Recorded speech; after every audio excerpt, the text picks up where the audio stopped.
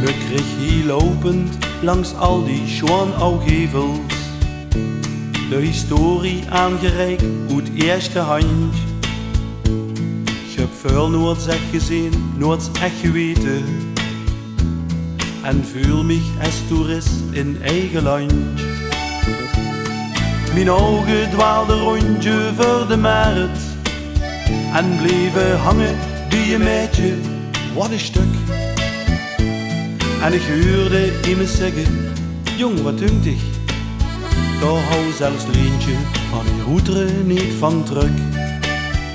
Een oude mens neven mich, der lachte champer, omdat hij vreed mijn dagdruim hou versteurt.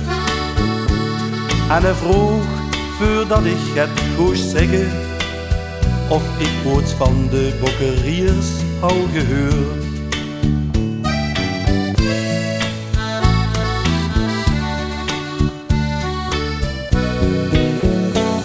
Dat ik hier was geboren en getogen, maar dat ik van de bokkeriers weinig wist. En eerst nog quasi belangstellend loesterde ik als geoefende toerist. Hij vertelde wie hoe de beste beuk voor jongens en vergat al gauw de wereld om ons heen. Ja, ik word immer meer geboeid door de verhalen over de Drossaard, Klerks en Nulke van Geleen.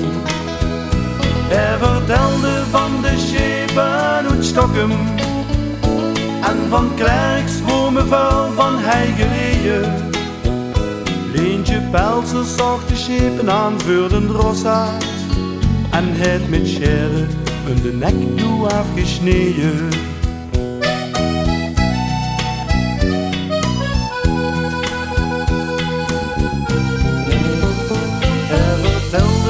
Matthias Pons uit Hoensbroek, bokkerier met zijn keier en zijn vrouw. Van Jonkheer Garavel en Jozef Kerkhofs, der op de pienbank zelfs niks bekennen wou.